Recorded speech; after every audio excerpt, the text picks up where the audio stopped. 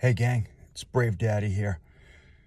I'm hanging out in the car because it is the one place that I know I won't be bothered by kids who are going to be looking for me, who are going to need me helping them look for things that are probably in plain sight.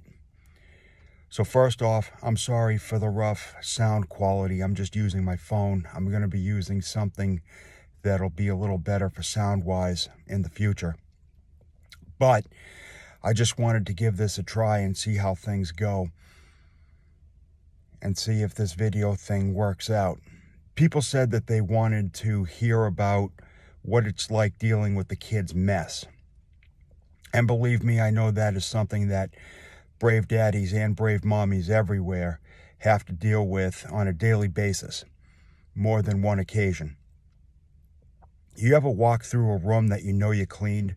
You ever walk past your kid's bedroom and you know that things were clean maybe 20 minutes or 30 minutes before, and then you find out stuff is thrown all over the room? How do you deal with that? How do you deal with your kid who's not doing what they're supposed to be doing, and you know you told them to clean their room, and you know you told them more than once to clean their room, but they're not doing that?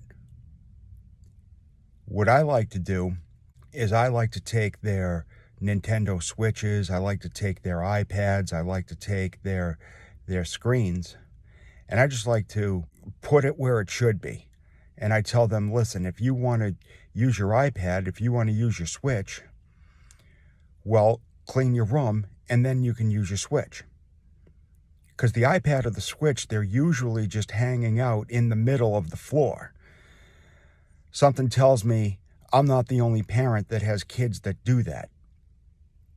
So you take the Switch and you take the iPad and you put it on the dresser for them because you love them, and also because you don't want to have to buy another electronic for them after they step on it and tell you that they accidentally broke their Switch or their iPad, their screen.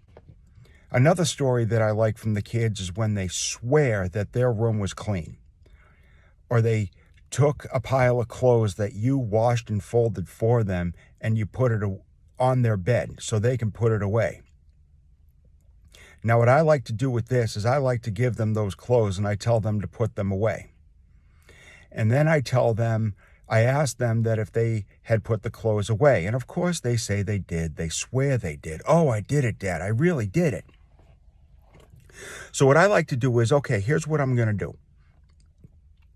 I'm going to go upstairs and I'm going to see that your clothes are actually put away. Now, if they are, you get to pick the movie for the next family movie night. And if it's not put away, then I get to pick the next movie for the family movie night. Now, what you do is you make like you're going to go to the room, but there's something that's keeping you from actually going.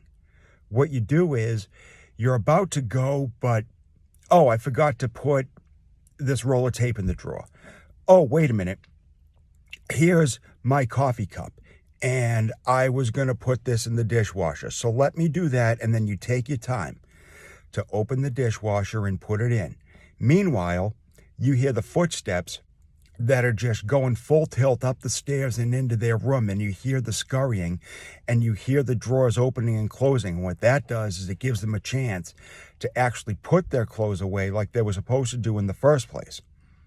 So when you go upstairs and the child has this big smile on his or her face just waiting for you to inspect their room to see, in fact, that they did put the clothes away. And, oh, you're so shocked because they actually did it. And you're so happy. You knew you did it. I knew that you did it. I just wanted to go up and see that you had actually done it.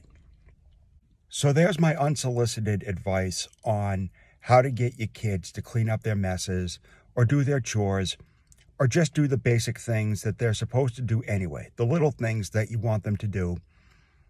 And you know that from their reaction and the way they react to your asking them to do this, you're asking them to do the biggest, most Herculean task that you would never, ever do yourself. I want to thank you for checking this video out. Hopefully I'll have a few more coming out as time goes on, and maybe I'll be doing it from a place not as cramped as my car. Like I said, I had to do this so I could get away from the kids. And I want to thank my Twitter friend, Christina, who came up with this idea on what it is I should discuss for my first YouTube video. If you have any questions or comments, feel free to comment below. If you'd like a good laugh or some reassurance that you're not the worst parent out there, you can check out my website, brave-daddy.com. You can also find me on Twitter at Greg the Brave. I want to thank you again for watching. Stay safe out there, and remember, you're not the worst parent out there. Ask my kids. That's me.